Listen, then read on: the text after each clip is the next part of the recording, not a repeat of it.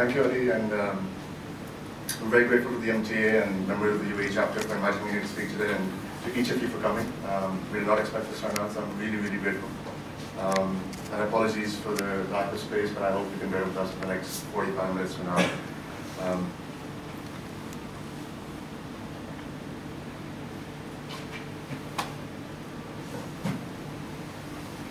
The conversation is not going to be technical, as much as it will be mostly discussing trends around the world and what's happening.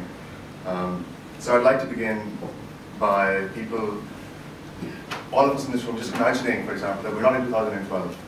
This is not 2012. Instead, we're sitting here together on 1912, January 15th. And if you were to sit here in 1912 today, and if we were to talk about the future or talk about what is on our mind, I don't think anybody would have imagined or predicted that from 2 billion world population in 1912, we would have reached 7 billion people today. That we would have more than 1 billion each in China and India. If we were sitting again in 1912 in an era of colonialism and empires, we would not have imagined that 100 years later we'd be living in an era of 200 independent nation states and no empires and no colonialism. We would not have imagined the significant rise in technology and how it has changed our lives, and I intentionally say changed and not improved. With that also at the same time, we would not have imagined the rise of the Asian economies and how well they've done.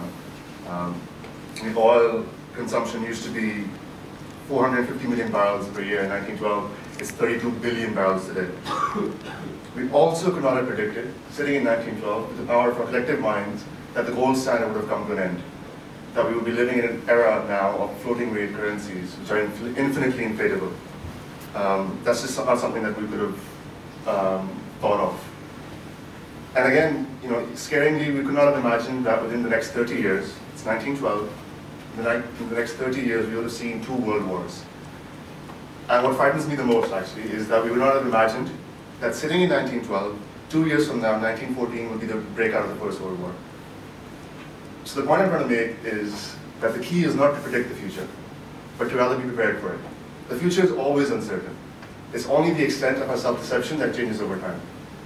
And our preoccupation with the future currently frequently leads us to misunderstand what's happening today. And that's sort of what this discussion is going to be all about. The future now, in our short-term mind nature, is mostly the next 3 months, the next 6 months. We don't even talk about the next 10 years, the next generation. We're just really thinking more and more short-term. So the biggest problem, in my opinion, is the extreme short-term nature of business, political, and investment thinking today. If we shift our attention away from the short-term and focus on some of the facts that we know to be true, we'll probably be faced with fewer surprises. And at the same time, we'll be better served in terms of understanding what's going to happen in the future. There will be a consistency in our understanding of current events, as opposed to completely being shocked and surprised with news flow. And it seems to me that our financial troubles today are a result of behavioral and ethical shortcomings, regulatory restraints, and historical amnesia. And the last bit is particularly important. And again, we all think in terms of history, either one way or another, either deliberately or reflexively. And being able to put things in a historical context clearly helps in identifying what's happening today and improving our understanding. And the use of history to help us think through difficult issues and understanding complex current events is especially appealing in times of rising uncertainty. The real challenge is to identify what has changed since then. Because thinking in terms of history is more than just illuminating patterns about the future. It's about elucidating and defining the present that we live in today. And when I think about the world, particularly from a global market perspective, there are 3 major themes that shape my view of reality and understanding of markets. And that is what I'd like to talk about here today. This is the first one, the maldistribution of income and rising public hands. The Gini coefficient in the US, which is a measure of income inequality, is at the highest level since the early 1920s. Real wage growth has stagnated since 2000, and you've got education and healthcare costs that have just been soaring. In the US, 1 in 8, actually 1 in 6 now, 1 in 6 people are on food stamps. That's 47 million people, that's 15% of the population. This is America. You've got 37% of the young households that have zero or negative net worth. 17 million American college graduates that are doing jobs that don't require college degrees. You've got roughly 30% of those that are passing the bar exam, they're not working in their profession. I mean, how must these people feel? There are no jobs out there. There's a lack of opportunity. It's a really bad time for fresh graduates. And all of these different data points tells us about what sort of policy choices would these people vote for. And in 2012, the election year, I'm pretty sure we're going to have a very ugly election contest in the Americas. Whoever promises the greatest relief on mortgage debt, the longest extension to unemployment benefits, and the greatest attacks on the rich will win, hands down. When people without money that believe they can't make any more money, there's little to prevent them from taking it from those who have it. And that's the anger and resentment that's beginning to develop right now that we can understand. In the US, the top 1% of the US population pays 38% of all individual federal taxes. The top 10% pay 70%. The bottom 50% of the American population, which is due to pay federal taxes, pays only 3% of the overall government revenues in terms of taxes. Despite all of this, I mean, we're going to continue to expect high level of attack, rhetorical, even if it's just rhetorical, against the rich. We are in a long labor market recession, and a renewed crisis will not be tolerated. The American society is extremely vulnerable. Some 47% of American households report that they have a gun on their property or in their homes. That's up sharply from 41% a year ago, and the highest recorded since 1993. The family unit, that basic building block that has been there from village to empire, from community to civilization, is breaking down very quickly. Marriages are at an all-time low. As a whole, just 52% of those above 18 in America are currently married. That compares to 57% in 2000. Divorce is booming. You've got 50% of first marriages ending up in divorce, 67% of second marriages, and 74% of third marriages that are ending up in divorce. And that is dismaying. The average age of marriage is pushing 30 now. I mean, the social consequences of this are huge. The current economic crisis is best understood as a crisis of political economy. What we have is the global leadership failing miserably. So first you had, in terms of understanding in a better tone, so first you had a financial crisis, which should have been prevented by the political elite, but they weren't able to prevent it, either because they were incompetent or complicit. I think they were both. And what's that led to is an economic crisis, which has led to a political crisis, which is making the economic crisis worse. So not only were the politicians not able to prevent it, after the fact they weren't able to fix the problem either, or hold the perpetrators accountable. So this is the second crisis that we're in today, the crisis of political elite. This is why news headlines are dominated by what's happening in Europe and America, what Obama and Sarkozy and Merkel are doing together. So it's a crisis of political elite. That's where we are today. And this has left the public deeply divided and hostile. And in this context, we can understand Occupy Wall Street and how quickly it became Occupy London and became Occupy Sydney, Occupy Tokyo. Even in Pakistan, where I'm from, we have people rallying on the streets in support of Occupy Wall Street. I mean, we had Facebook groups popping up everywhere. In this day and age, when you have a social mood that becomes negative, it very quickly spreads. And this is very negative for markets. It's very negative for the way we would live going forward. But at the same time, when I looked at Occupy Wall Street and the movement and what it represented, it seemed to me fairly misguided. I don't think even they knew what they were fighting for. And that's because, in my opinion, the general public has a very simplistic understanding of what went wrong. They blame the bankers. Yes, they are largely at fault. But in my opinion, the politicians have done worse. They're the ones that are enabling this environment. They have committed the biggest injustice. So instead of Occupy Wall Street, I would argue they should be Occupy Washington. And the public anger and resentment should be directed towards them, and in time, it probably will. And this hostile environment will further exacerbate the psychological dilemma facing these politicians. I mean, the government's role as chief guardian, as our economy and our financial system, is analogous to the relationship between a parent and a child. I mean, as a guardian, the parent will set out rules and standards of behavior and then hold the child responsible to them. In our case now, given how mad the world has become, we're drinking together and getting drunk and doing crazy things. And we're witnessing one of the most blatant manifestations of widespread moral decline in our history. I mean, the financial system and the political system is a farce. And the bankruptcy of MF Global is the most recent example. Now, MF Global was a commodities brokerage, not a securities firm. It had 35 to 40,000 futures accounts compared to just 400 securities accounts. The bankruptcy should have been filed under subchapter 4 of the Chapter 7 bankruptcy code in America. Under that, the customers are first in line to recover their deposited monies. Instead, the bankruptcy was filed under subchapter 3 of Chapter 7, which covers security firms. And because of that, the creditors are in line. JP Morgan is the biggest creditor. So, I mean, like the court says, I mean, it's not just the finance people, even the politicians, the legal system, it's all colluding in a way to maintain the status quo. I mean, and on top of that, $1.5 billion of customer funds went missing. It's been 2-3 months now, and nobody knows where they are. Jawad, who was the CEO of MF Global at the time of this bankruptcy, was ex-Goldman Sachs and ex-governor of New Jersey, so the best combination. He was asked to testify in Congress, and half of the people that were sitting in Congress questioning him were previously funded by John Corzine in the election campaigns. So is it really a surprise that we're not seeing John Corzine in jail or at least being tried properly? I mean, like, if this was China or Russia, he would have been killed or jailed by now. I mean, it's ridiculous, it's criminal, and it's equivalent to economic treason. I mean, for the first time in modern financial history, a large number of customers of a clearing company are out money and positions because of a bankruptcy. And John Corzine has actually been looking for office space on 40 Wall Street. I mean, an incredible society. And it wasn't always like this. I mean, for a generation, Wall Street was relatively unpopular. And that generation's working years ran from 1929 to 1946. That's around 17 years. In 1937, only 3 graduates from the Harvard Business School made their way to Wall Street. 3.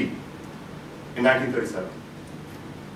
They were the ones that braved the wrath of their families and friends to make it to the street. And I believe today we're on the cusp of a similar decline in popularity, in relative popularity. When you think about that, we understand how the pretense of sexy year-end bonus is falling apart at the seams. We're going through a similar period.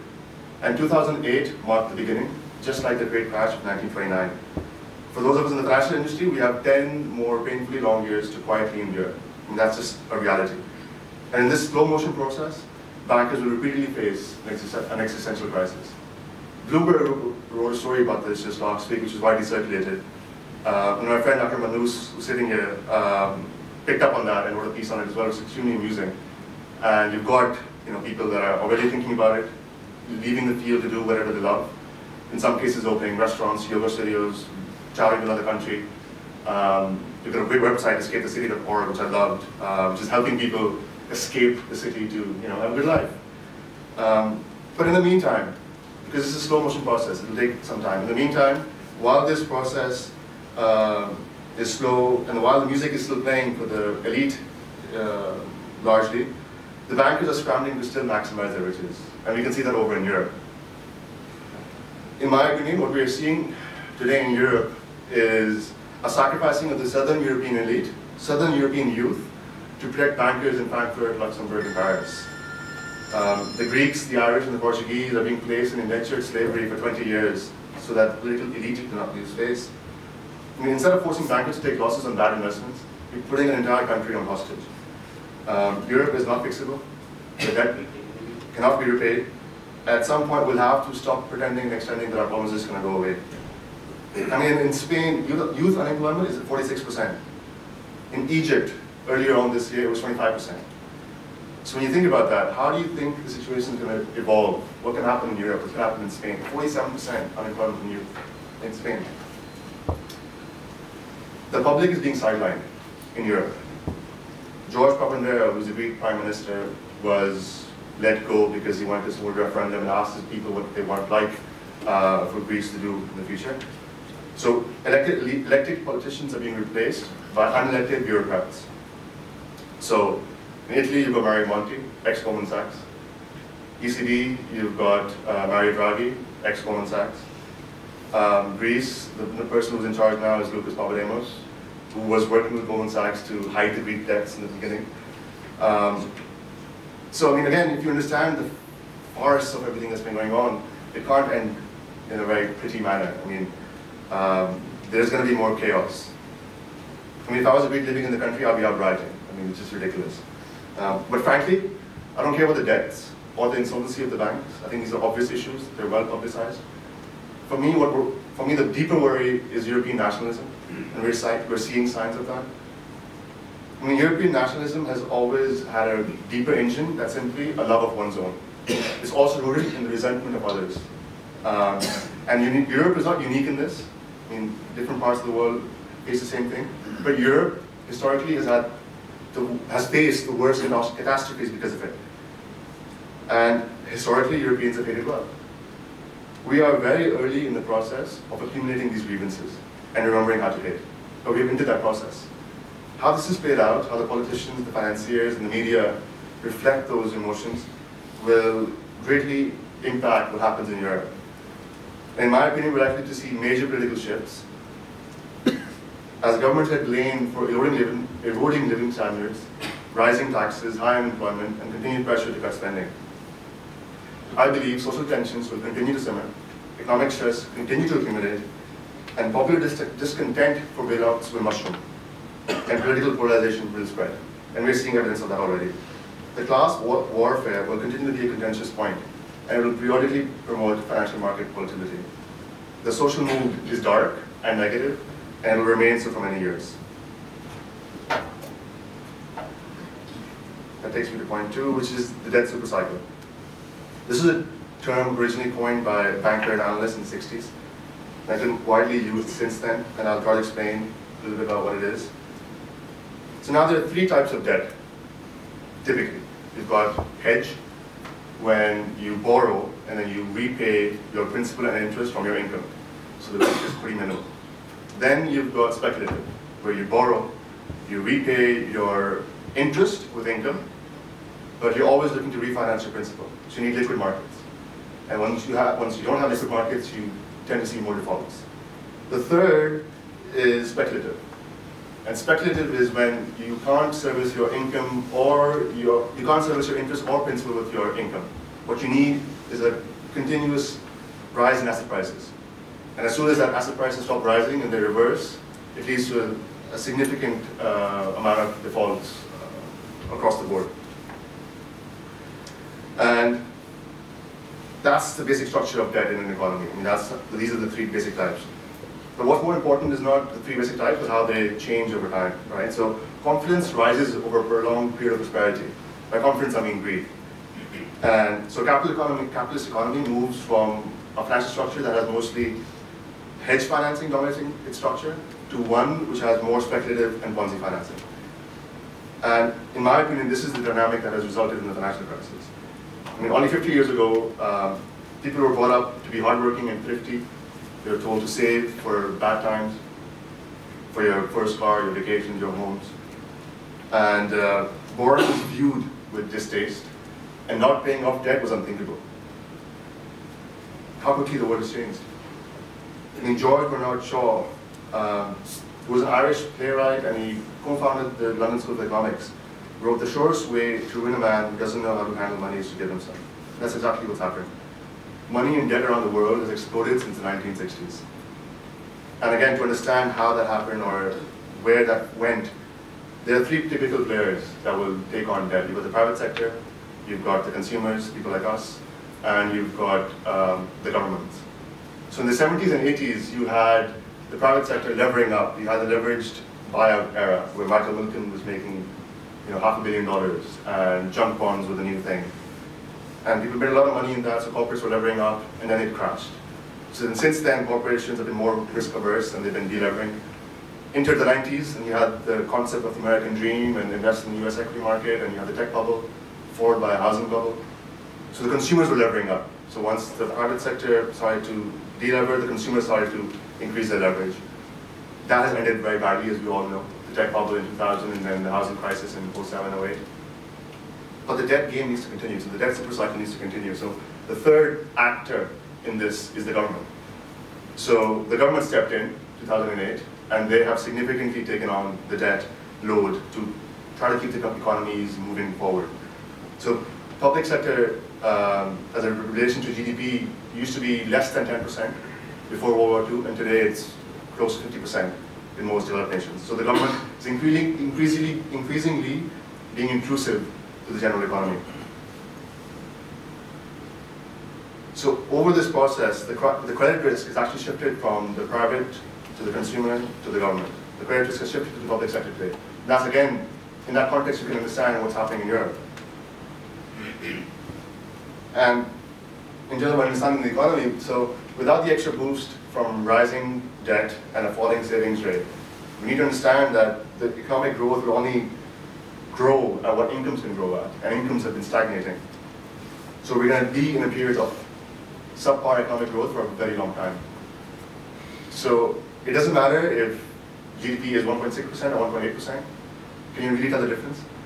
I mean, for the next 5, 10 years, we are going to be in a slow growth period. So please stop listening to economists with the GDP estimates. I mean, the Fed, which is the brain trust of all of the economics profession, has never forecasted a recession. Never forecasted a recession. I mean, there's a clear bias against negative predictions, and I understand that. I mean, it can cut short the career of political leaders, but we need to think beyond the short term and understand the bigger picture and reality of where we're going. And in that context, we'll be less obsessive about unemployment at 8.6 or 9.1. Doesn't matter. It's going to be above 8 for the next 5 years. Screw it. You know what I mean? And then again, if you look at debt, I mean, the current US federal debt load is approaching $50,000 for every child, woman, and man in America. So $50,000 for every child, woman, and man in America. And this does not even include the unfunded future liabilities of Social Security and Medicare. At this time, the average Chilean is more wealthy than the average American. It took the US almost 200 years to accumulate $1 trillion in debt by 1980. Subsequently, in the next 30 years, they've gone from $1 trillion to $15 trillion. So 200 years to reach $1 trillion by 1980. Next 30 years, you go from $1 to $15 trillion. And in my opinion, we're in the last innings of this debt supercycle, and we're pushing that limit pretty quickly.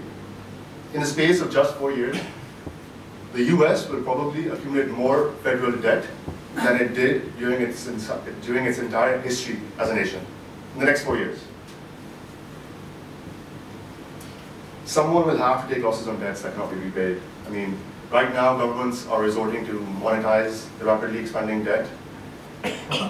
Ultimately, there'll be no choice but to default, because it's not, I mean, the math doesn't work. And debt traps have caused sovereign defaults to soar 4 times since 1800.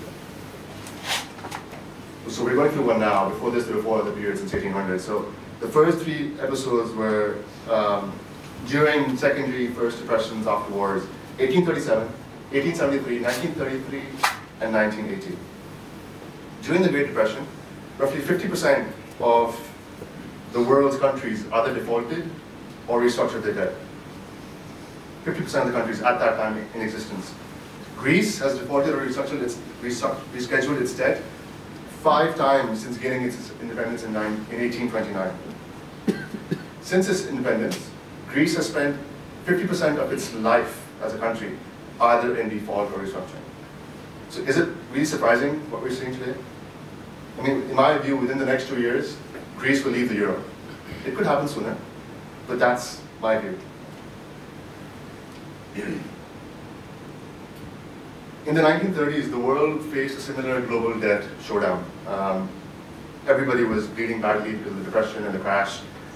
And as part of the solution, every major country left the gold standard. Greece left the gold standard on April 26, 1932. It left the gold standard, it said, I'm not going to pay any more interest, and it reintroduced the drachma and devalued it considerably. They stifled imports by using protective measures. And When Greece left the gold standard, it was the only European country to do so at the time. The only one. So they were the first. So there's a precedent there. Once they did, Greece's industrial output was 179% of what it was just 10 years prior. So the Greeks, I should say, have been through this before. They know how this is going to end. And that explains why the Greek public has taken 20% of their money sitting in banks out in 2011.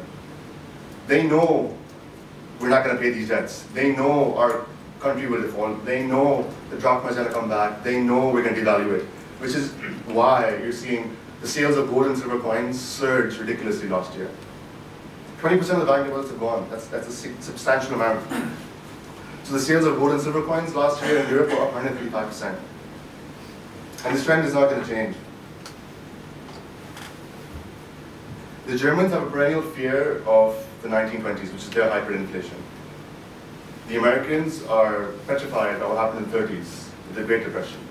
So in my opinion, the monetary policy of these central banks will always favor the Americans to be much more looser than the Europeans over time, despite short-term changes in thinking. Now, that would imply that, in my opinion, the dollar will continue to decline. So I'd like to actually ask, how many in this room right now are bullish on the euro? One. Anybody bullish on the euro? Short term, long term. I pick 12 months. This year? Short term negative, long term bullish. Okay, fine. Anybody else? Okay. No. Okay, fine. So now, I'm bullish. I was buying on Friday. There's one indicator that professionals use quite a lot. And that is to find out what the average investor or the little investor is doing, and then do the exact opposite. It's called little people theory. It's amusing, actually. The little people are always wrong. And the sophisticated crowd never feels comfortable unless they know that the average investor is going the other way with some real serious conviction. So currently, if you go through media and you see what's being talked around mostly, they're going to tell you that the short positions on euro are at record levels. And that's right. The problem is they don't tell you who has those record short positions. The record short positions are by non-commercials, which in my book are the little people. Actually, the commercial speculators have got their biggest long position in the euro currency since its founding. Since 1999, they've never had a position as big as it is today. The last time it was as big as it was in the summer of 2010, when the euro was at 118, and then shot up to 146, 147. So in my opinion, we're going to see euro dollar above 140 again this year. I mean, again, so despite the negativity and all the headlines we see, there's only so much you can take of Europe when it gets boring after a while. But again, you're trying to understand the psychology of people and how they make their investment choices. Political and economic pressures in the US will weigh against an early and aggressive unwinding of monetary policy. The Fed rates will stay at zero for a very long time. Forget about 2013. And eventually the global system will make a transition to a period of higher inflation. The current rate of inflation in the US is 3.5%. According to John Williams of Shadow Stats, if you were to calculate that rate of inflation based on the methodology from 1990, that rate would be 7%. If you were to calculate that rate of inflation with the same methodology that the Bureau of Labor Statistics used to calculate in 1980, that rate would be 11%. So this is a very convenient way of changing the basket to bring inflation down over time. But people don't think about this, right? So in this context, you can understand why gold and silver are doing so well. Fiscal trends are on an unsustainable path, and that's largely because of demographics. I mean, there are widespread commitments to pensions and health benefits, and even with a $1.5 trillion annual deficit in America, the US government is showing absolutely zero movement towards cutting expenses. Instead, half economists are actually urging them to spend more. It will surprise me if the annual deficit doesn't go much, much higher. The fundamental problem in America is political power, and it's corrupting influence and moral judgment. The politicians are more concerned about the next election, the next year, than about thinking what's going to happen in the next 10 years, the next generation. And that works against the people. It works against their better instincts. And the strain of this will be felt in the dollar in the lifestyle of future years, in my opinion. If governments do not act to curb future deficits, then the markets will riot, as they're rioting in Europe right now. In my opinion, Japan and US are next. We are going to see a widespread increase in interest rates. Now, we look at Europe, and Italy was paying 4% last year. It's paying 7% now, and everybody is going mad. That, oh my God, what are we going to do? How do we bring these rates down? And I look at Italy, and I'm like, wait a minute, they should be paying 7%. It's a repricing of risk, that's normal. They should be paying higher, actually. What's normal is what's happening in Europe. These countries should be paying higher rates. What's abnormal to me is what's happening in US and Japan. Japan should not be paying 0%, and the US should not be paying 2%. So the panic, even though our attention, our focus is on Europe, and that's what we're panicking about, we should be looking at the US and Japan, because that's where it's going. You know, I mean, this is the beginning, that's where it's going. And that'll, again, like I said, if we do that, we'll be faced with much fewer surprises. The Japanese government has run 18 consecutive budget deficits. Their debt service costs have far exceeded their nominal GDP growth over the last decade. Again, it's interesting. Now what Japan is doing is they're offering gold coins to buyers of their debt. So let's say you buy Japanese debt worth $129,000. 3 years later, they'll give you a half-ounce gold coin worth $800. And for your patients, they will pay you 0.05% interest. It's just ridiculous. Who does this? I mean, it means a lot if you really think about what are the implications of this. US yields are now close to 220-year lows. Interest rates this low are only matched by the period during World War II. America is running a chronic deficit and getting deeper and deeper and deeper into debt. The highest US debt to GDP ratio was 127% in World War II.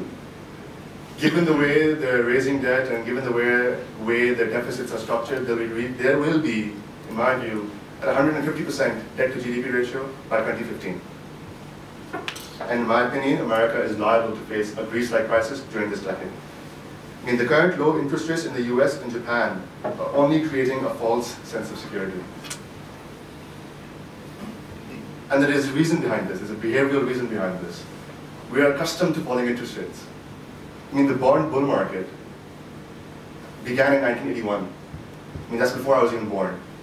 I mean, for 3 decades, interest rates have just been going down. So it's produced an entire generation of real money investors that expect any dip to correct and for them to keep making more money in search of yield and invest for the long term. For 3 decades. So we're always anticipating, that interest rates should be falling. We were grown up in this, we've only known that.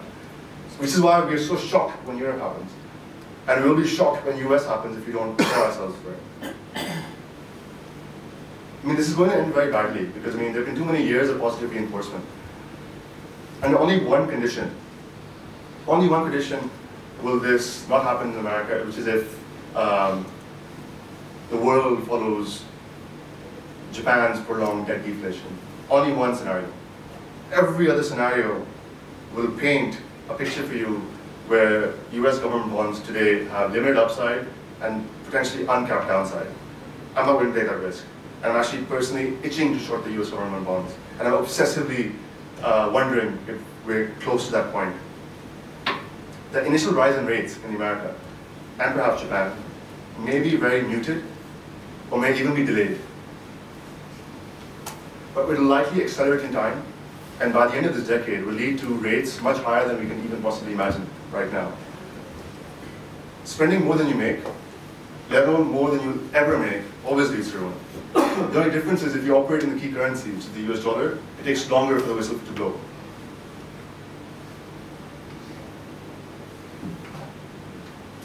Which brings me to the third theme, resource limitations.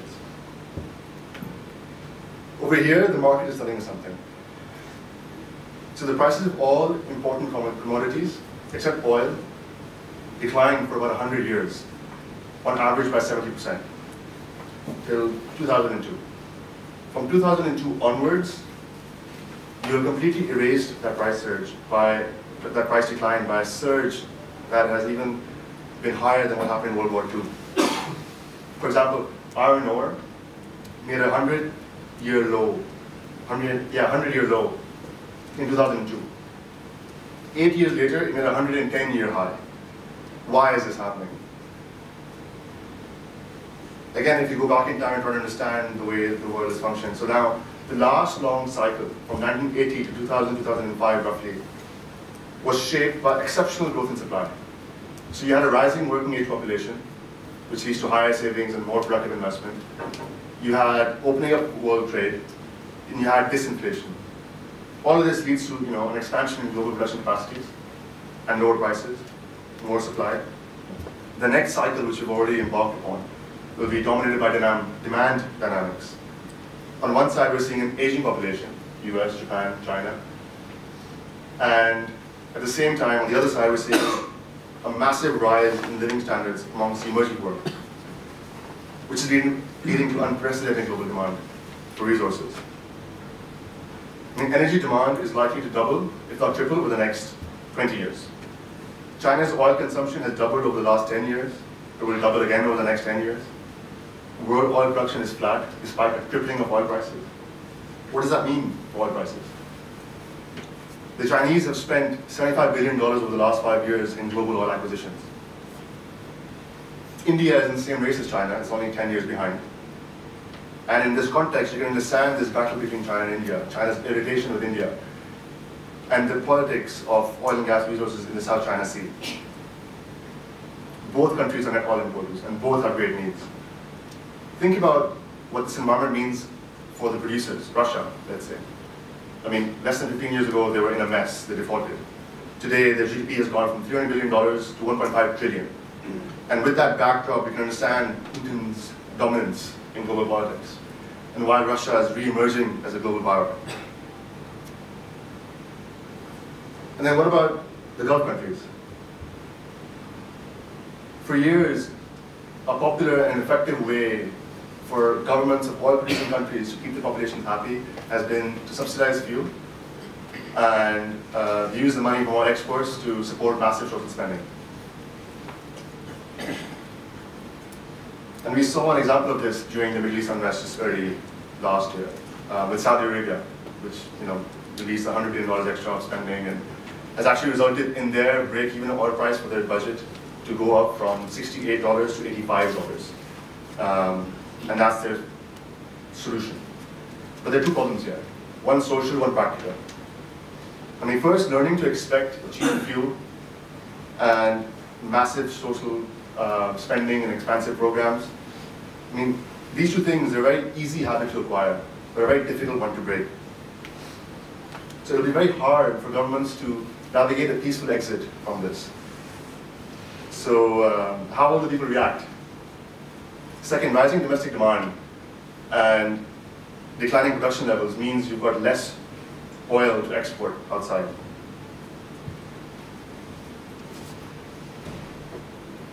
Again, so on one hand, you've got rising needs for more money than ever before, and on the other hand, you've got declining revenues despite the function of oil prices because of declining production levels.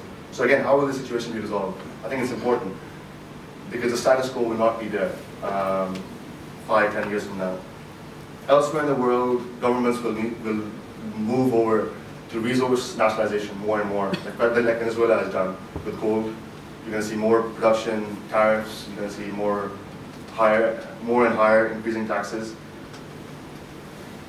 And they will use this as a way to rally support from their populations as a political tool. I mean, when is forcing a big bad oil company out of the country or making them pay more money been unpopular? So this is the milking theory that I call it. Right? So you've got the citizens of a government that are used to handouts or are used to having a very comfortable lifestyle, milking the government, which then in turn will milk the companies.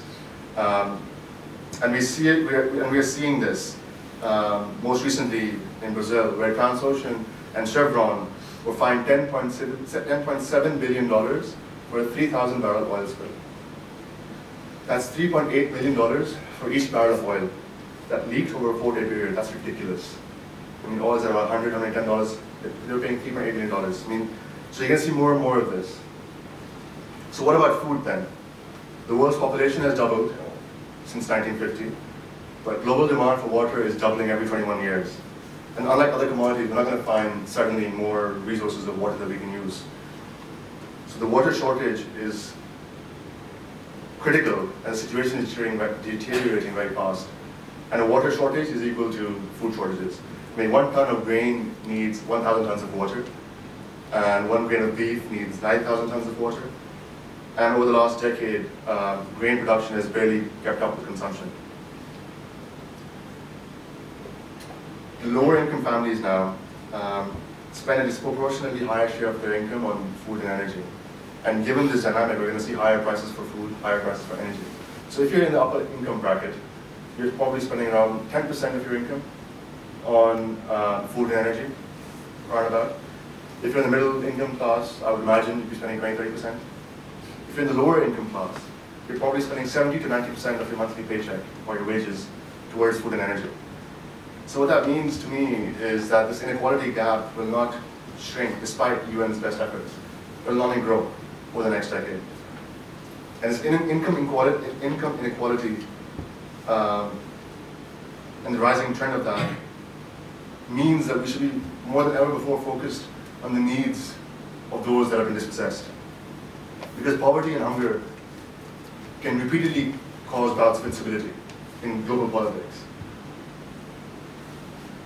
Global demographics point to a sustained natural resource scarcity. I mean, we're not living in a world of relative abundance anymore. We're running out of key supplies of accessible resources. And this is particularly the case for the last 5–10 years. So the global supply-demand balance is likely to favor shorter economic cycles because of it.